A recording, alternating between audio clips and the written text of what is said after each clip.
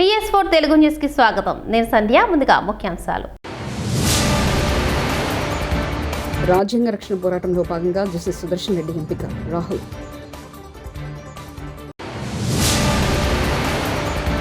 ఈ బిల్లు మీకే కాదు అన్ని పార్టీలకు వర్తిస్తుంది. కాంగ్రెస్ పై కిషన్ రెడ్డి సట.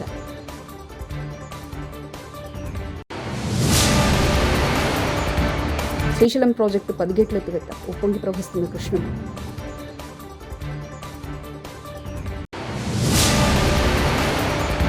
వైఎస్ జగన్ తిట్టడం తప్ప రాష్ట్రానికి ఏం చేశారో చెప్పు. వచ్చేస్తారు.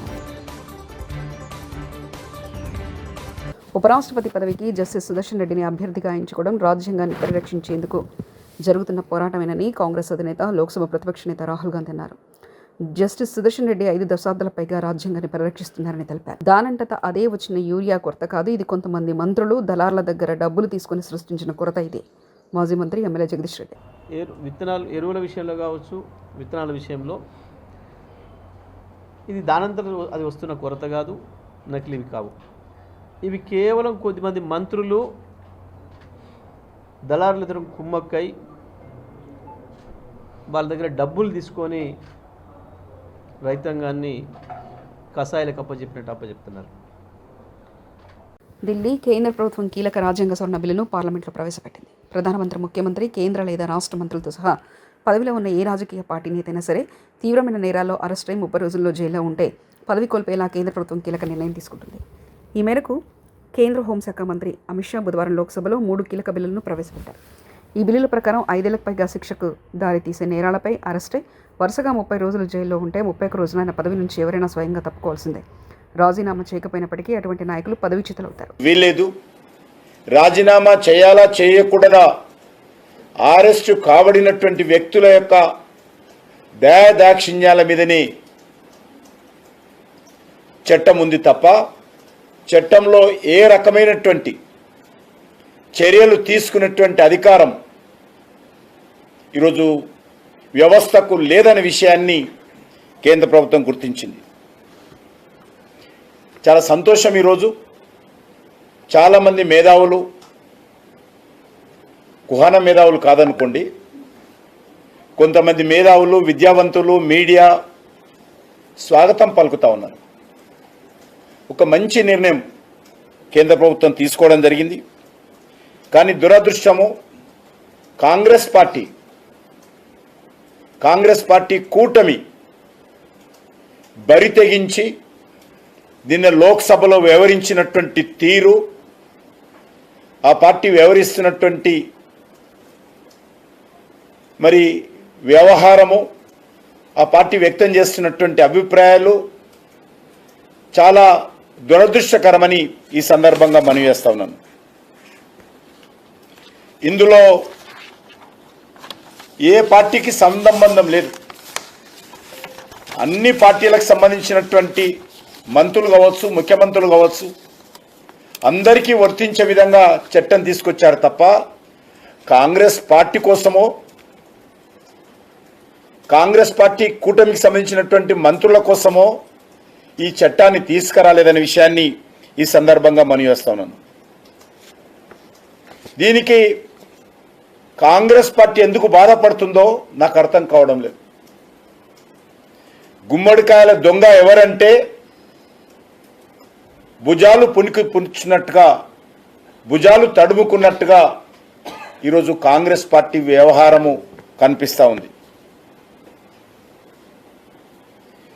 అనేక మంది గతంలో కూడా నైతిక విలువలతో రాజకీయాలు చేసేటువంటి వ్యక్తులు, అనేక మంది ఆరోపణలు వచ్చినప్పుడు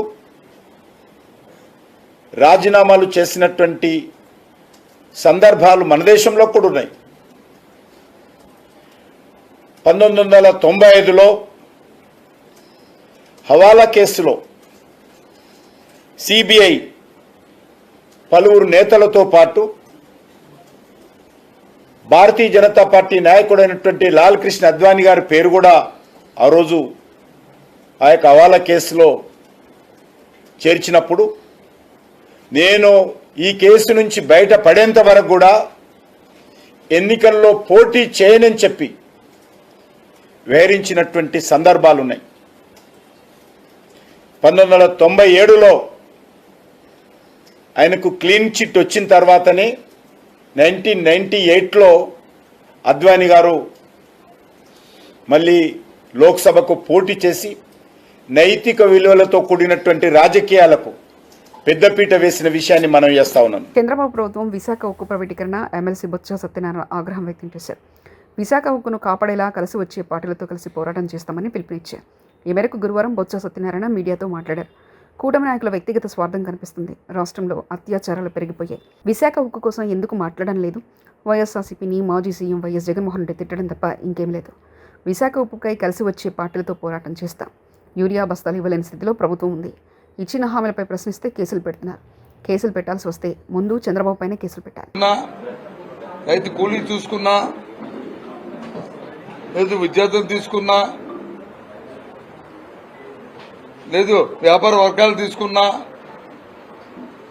ఎవరిని తీసుకున్నా సరే ఎంతసేపు కూడా ప్రభుత్వంలో ఉన్న పెద్దలు వాళ్ళ అవినీతి, వాళ్ళ దోపిడీ,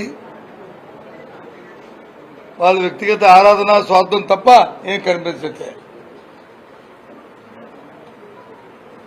ఉదాహరణకి మనం మా ఆలోచన చేసుకుంటే, మాట్లాడుకుంటే రైతుల కోసం ఈ 14 నెలలైంది ప్రభుత్వం వచ్చి. నిన్నటి మన వరకు కూడా ఏదైతే మనం రైతు భరోసా ఇచ్చే వాళ్ళమో ఓ సంవత్సరం పాటు ఎక్కడమే కాకుండా ఇప్పుడు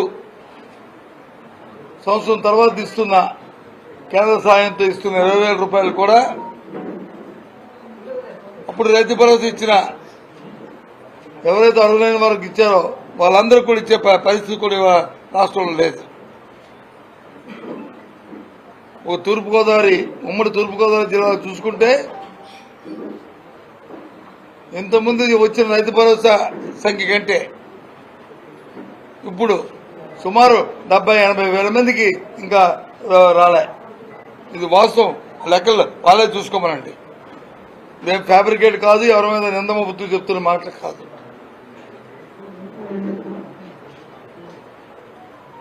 మరి ఎప్పుడు లోపల ఇస్తారు? ఈవెన్ సాంకేతిక కారణాలు, సాంకేతికమైన అంశాలు ఉంటే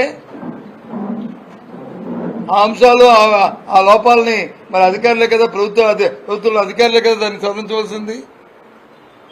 లే అయిపోయింది, ఇది అట్లాసంగా అన్నాము, చేశాము అని చెప్పింది. అలా ఒక్క జిల్లాలోనే ఉంటే ఇంకా మేము మిగతా చిన్న జిల్లాలో చూసుకుంటే ఇంకా 35,000-40,000 మొత్తం రాష్ట్రం మొత్తం మీద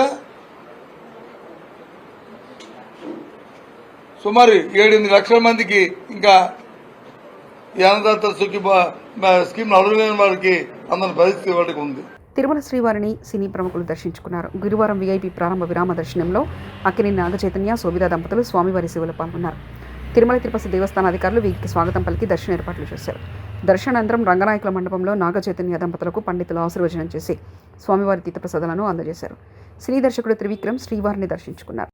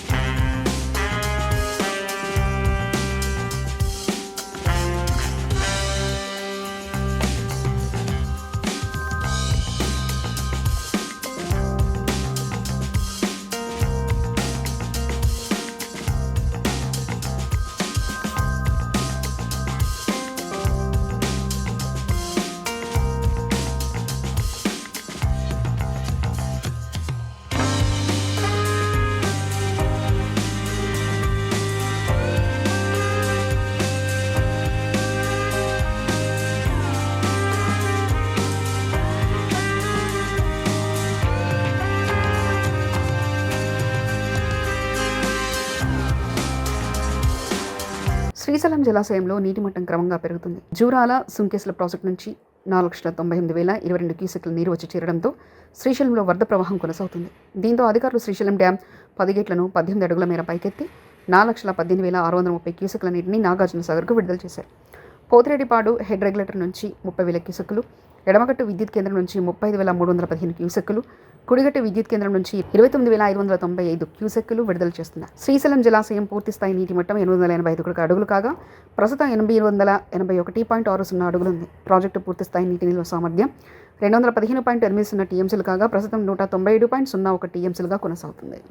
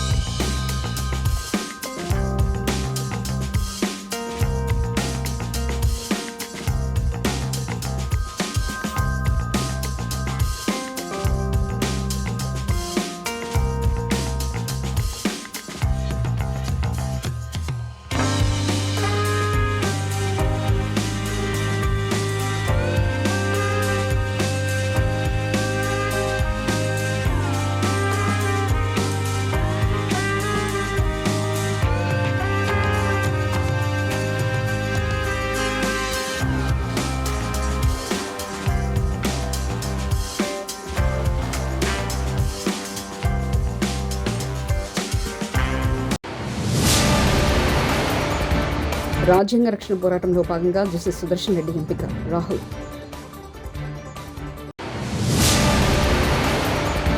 ఈ బిల్లు మీకే కాదు అన్ని పార్టీలకు వర్తిస్తుంది. కాంగ్రెస్పై కిషన్ రెడ్డి సెటర్.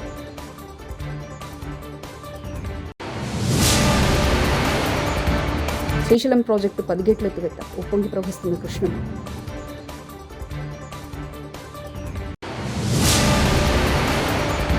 వైఎస్ జగన్ తిట్టడం తప్ప రాష్ట్రానికి ఏం చేశారో చెప్పు వచ్చా సత్యనారాయణ.